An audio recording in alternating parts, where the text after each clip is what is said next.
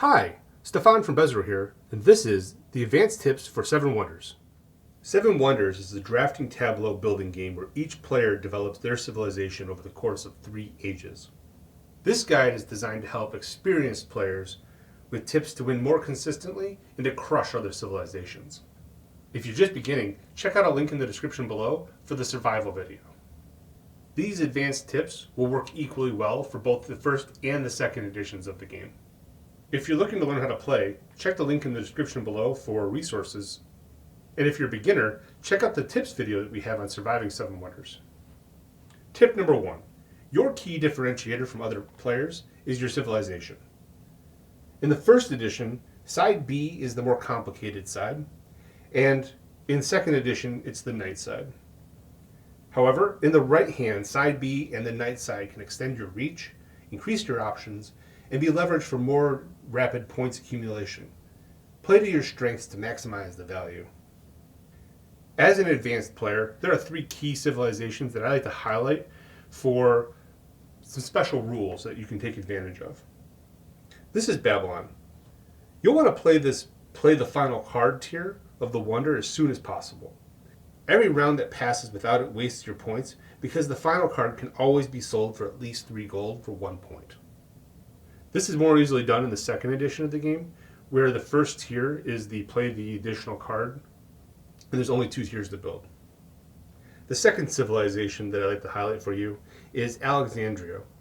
Getting access to the resource tiers early will be a massive help in your economy and will allow you to access most of the cards in the game.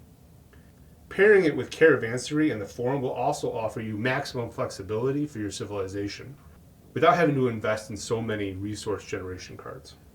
And finally, we have Halikarnassos. This is probably one of the more complicated civilizations to understand, but also one of the most powerful. You don't want to build the tiers of the Wonder before there are available cards in the discard pile. You can build this on the final round of the first age, and then be able to pick from anybody's discard. By building each tier as a final action, you'll avoid trading a higher age card for a lower age card.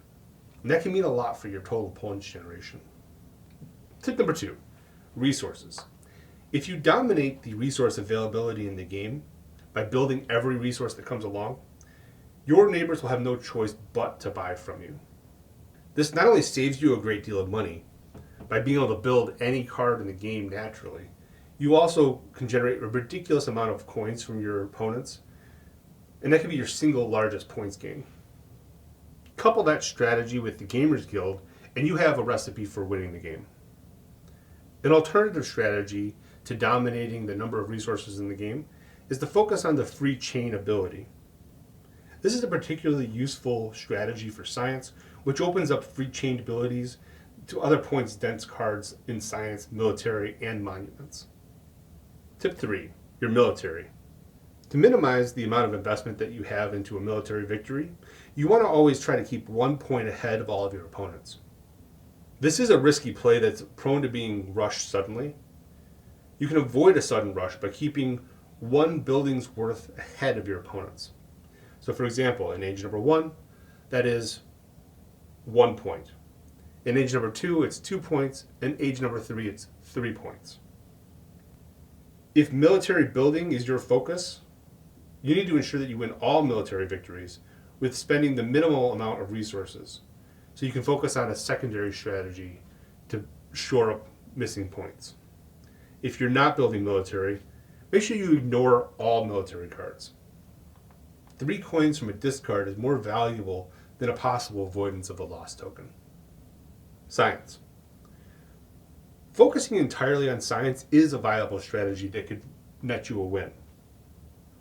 However, if too many people are building science cards, it blocks science from adding substantially to your points total. This is particularly bad if you're stuck with a science-based civilization like Babylon in front of you. An alternative science strategy is to build all cards from a single science symbol and add that with both the Babylon and the Science Guild. This nets 36 points, which is half of a respectable victory. Couple this with monuments, warfare, or a great economy trade set, and you'll glide to victory. For example, this player worked on the workshop, the laboratory, study, and the Observatory. And they also built the Scientist Guild and then their Wonder. Finally, it's easy to measure the value of each card in the Third Age, and so speculative purchases should be avoided.